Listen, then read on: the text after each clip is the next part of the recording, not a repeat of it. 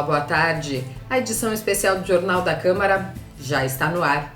Para que boa parte da população se mantenha em isolamento como medida de prevenção ao novo coronavírus, há um grupo de trabalhadores que mantém o funcionamento de serviços essenciais, como o transporte. Hoje você vai conferir o depoimento do motorista de aplicativo Ricardo Fernandes dos Santos. Sou motorista de aplicativo de mobilidade há pouco mais de um ano, juntamente com a minha esposa Cristiane. Só que devido a essa pandemia que estamos vivendo do Covid-19, tivemos que mudar um pouco a nossa rotina. Tanto que hoje ela se encontra junto com as minhas filhas e meus pais restrita dentro de casa, e eu ainda estou saindo para a rua ainda, por ser ainda considerado também um dos serviços essenciais, e para que eu possa também ajudar as pessoas que são dos serviços essenciais a chegar ao seu trabalho e depois voltar para sua residência com mais segurança. Nosso serviço hoje caiu em torno de 80% as nossas corridas, mas mesmo assim eu ainda continuo insistindo, porque eu acho que a gente tem que acreditar no Brasil, a gente tem que acreditar em São Paulo. Então a gente tem que lutar o máximo que pode para que a gente possa superar toda essa dificuldade que a gente vem passando. E para isso eu tive que tomar algumas atitudes para que eu possa ter um pouco mais de segurança e para que eu possa também trazer segurança para os passageiros. Uma dessas medidas foi isolar a parte do meu carro, a parte de trás com a parte da frente. Eu isolei toda a parte de trás aqui, você pode ver que está tudo separado. Eu coloquei um plástico, este plástico isola e me protege um pouco. Eu tenho aqui também, tenho a minha máscara aqui, eu uso também. Tenho o meu álcool em gel, que eu fico, toda hora também está aqui junto comigo. E eu vou mostrar um pouquinho como é que fica o carro na parte de trás. Esse é o carro que eu trabalho no dia a dia.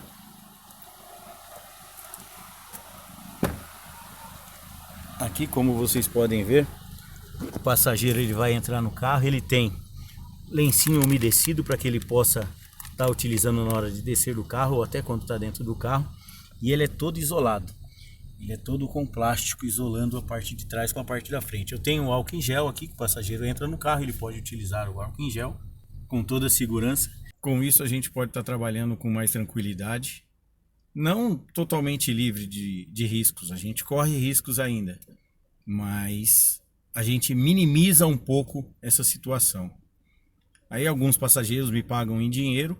Para receber o dinheiro eu não tenho contato direto também, porque aí eu recebo aqui pela parte de baixo, e com isso a gente vai seguindo, tentando tanto ganhar o seu dinheiro e ajudar também as pessoas que precisam dos motoristas de aplicativo de mobilidade. A Comissão Extraordinária de Apoio ao Desenvolvimento do Turismo, do Lazer e da Gastronomia discutiu em reunião virtual a situação do segmento do turismo diante das medidas de combate ao novo coronavírus adotadas pelo município. Esta foi a primeira reunião virtual de uma comissão do Legislativo paulistano durante a pandemia do novo coronavírus. Os vereadores Rodrigo Goulart e Soninha Francini discutiram com representantes do turismo e da gastronomia as necessidades do setor. Uma das questões foi o ANB, utilizado no momento como hospital de campanha. Então, a partir do segundo semestre, a partir de agosto, provavelmente ele possa servir. Estão fazendo o reagendamento dos eventos que estavam marcados, mas também uma sugestão que surgiu aqui nessa reunião para que possa servir como apoio a esses outros eventos que estavam marcados até mesmo em outros locais, para que o ANB possa servir como um bem público, servir aí a esses empreendedores do setor de eventos. A previsão inicial são de 320 leitos, depois 500 e aí até chegar aos 1.800 leitos. Esperamos não chegar aos 1.800, mas estaremos preparados para tanto. Agora, segundo a expectativa médica aí, é que realmente esse hospital funcione até o final do mês de julho. E nós estamos remarcando as feiras da segunda quinzena de agosto para frente. Outro assunto que ganhou destaque na reunião foi o serviço de delivery de bares e restaurantes. A gente sabe das dificuldades que o setor enfrenta, mas que a gente tenha também, além dessa questão tributária que a gente tem discutido aos bares e restaurantes, também a atenção devida aos entregadores, que a gente vê aí, nunca se viu tanto o número de entregadores nas ruas. Segundo o presidente da Comissão do Turismo, Lazer e Gastronomia, um documento assinado pelos integrantes será encaminhado à Prefeitura de São Paulo e ao governo do estado com ações para minimizar os impactos na cidade. O Ministério da Saúde recomendou o uso de máscaras para o restante da população. Antes, elas eram indicadas apenas para quem estivesse com sintomas de gripe e profissionais de saúde. Na ocasião, o ministro da Saúde, Luiz Henrique Mandetta, também aproveitou para incentivar a população a produzir suas próprias máscaras, feitas de pano, que podem ser utilizadas várias vezes após serem devidamente lavadas. Um vídeo explicativo do Ministério foi lançado recentemente. No vídeo, o governo federal explica que, devido à alta procura por máscaras de proteção no mundo todo, é provável que a população tenha dificuldade de encontrá-las no mercado. Por isso, o incentivo à produção caseira destas máscaras. Dona Tânia, por exemplo, já está com a mão na massa, confeccionando máscaras de proteção. Mostra pra gente, Dona Tânia. E vou ensinar um jeitinho fácil de fazer as máscaras que servem para você usar, para doar, para vender. E vamos lá. Mede aqui, costura dali, corta a colar e após alguns minutinhos tá pronta para usar e se proteger. Agora vamos colocar, né, para ver se deu certo, né, gente?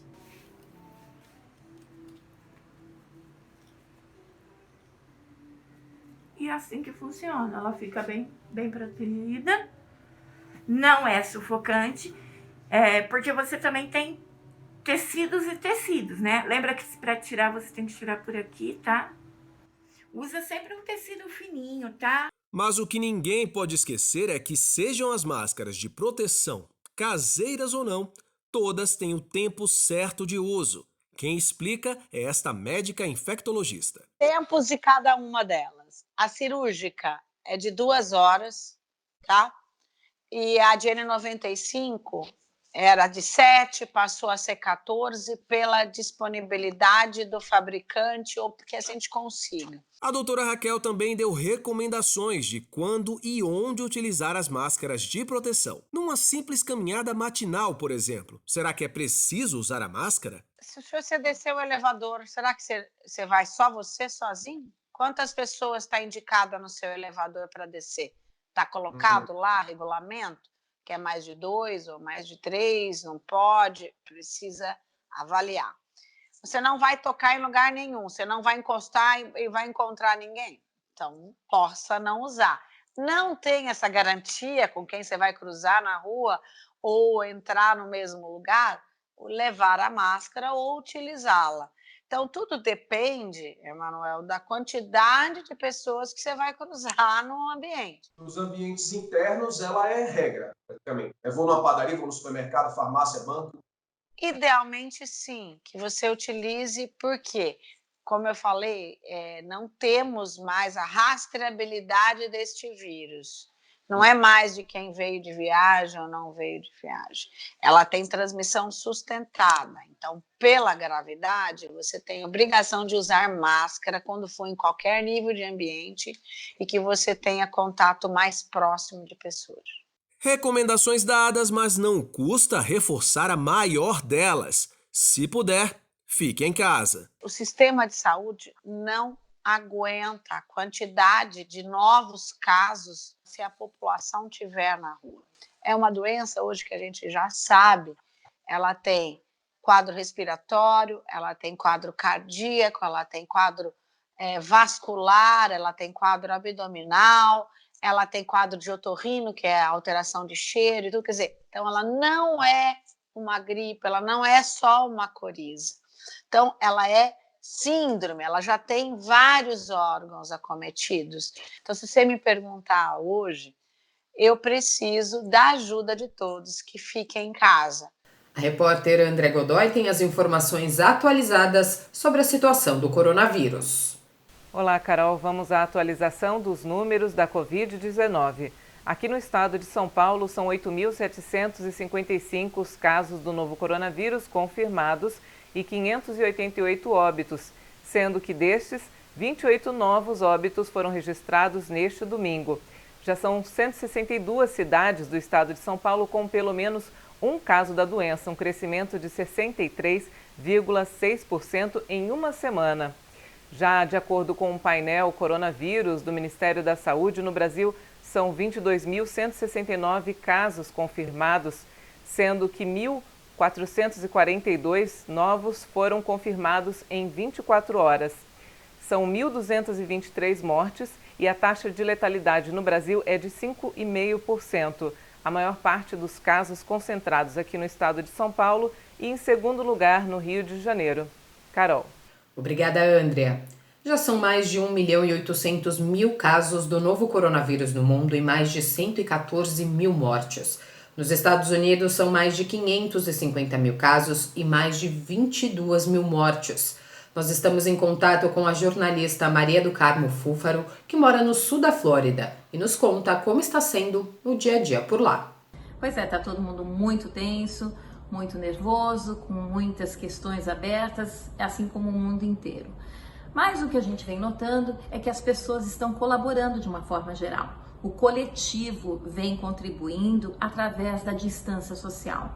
Isso é muito importante, porque as estatísticas e os números comprovaram que a distância social, ficar em casa, faz diferença na contenção da pandemia.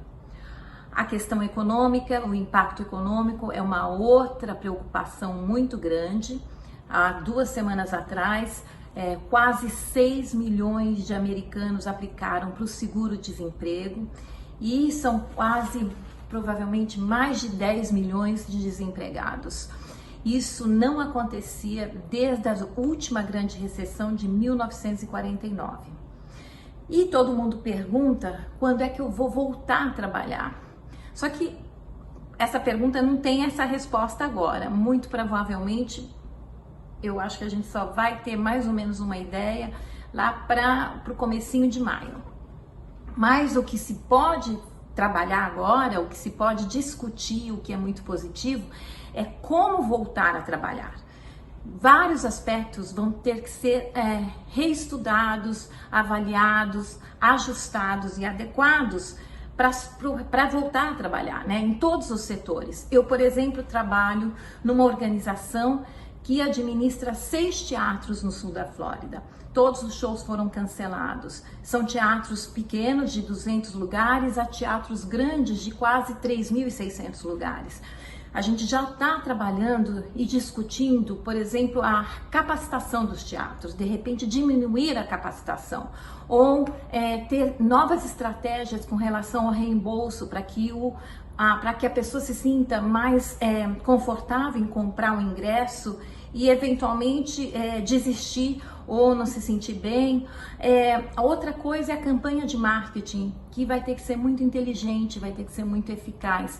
Então, todos esses exercícios, essas discussões são positivas e podem ser feitas agora.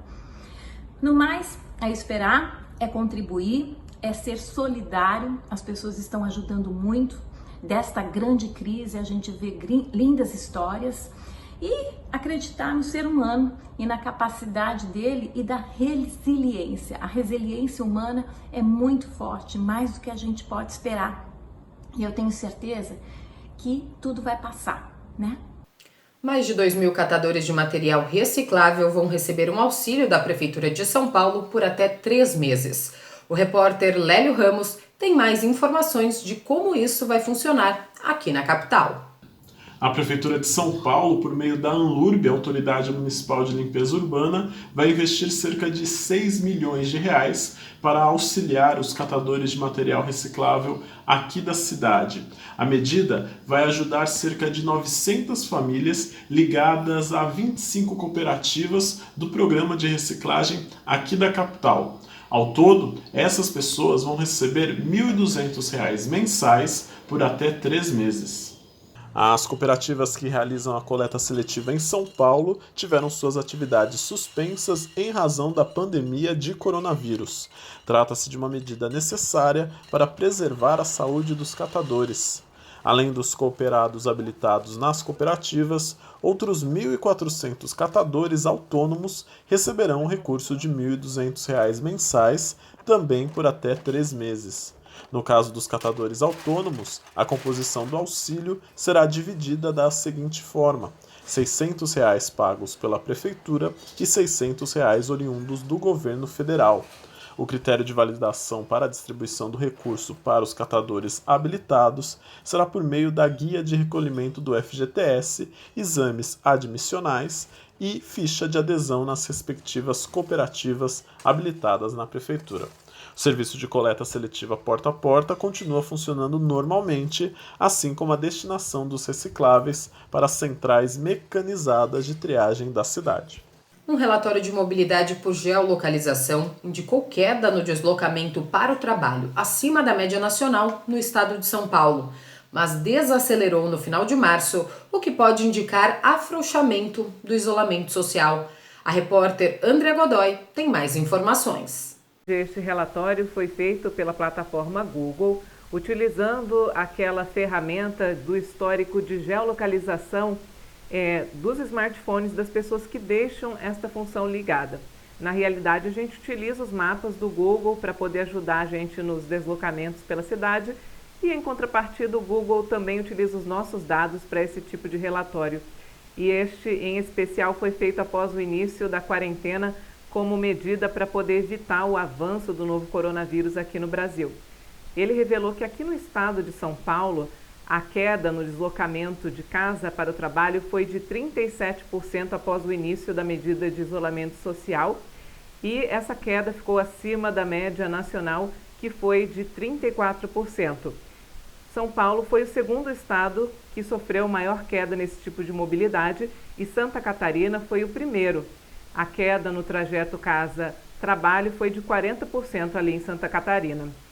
Porém, o relatório também revelou que agora, no final do mês de março, houve um certo afrouxamento nessa medida de isolamento social aqui em São Paulo. As pessoas se deslocaram um pouquinho mais para o trabalho. E além dessa categoria de mobilidade, casa-trabalho, o relatório também analisa outras 5: comércio e recreação, supermercados e farmácias, parques, transporte público e áreas residenciais. Dessas 5 outras categorias, a única que teve crescimento foi a de áreas residenciais após o início da quarentena, de 17%. Segundo a médica e diretora do Google Health, Karen de Salvo, esse relatório tem como objetivo ajudar as autoridades a entender o comportamento das pessoas nesse tipo de medida, de isolamento social, para que isso sirva de ferramenta para tomadas de decisões para a saúde pública e, assim, ajudar a conter o avanço dessa pandemia do novo coronavírus. Carol. A edição especial do Jornal da Câmara fica por aqui. Nós voltamos a qualquer momento com novas informações. Fique ligado nas notícias da Rede Câmara no portal saopaulo.sp.leg.br e nas nossas redes sociais. TV Câmara São Paulo, assista! Fique sabendo!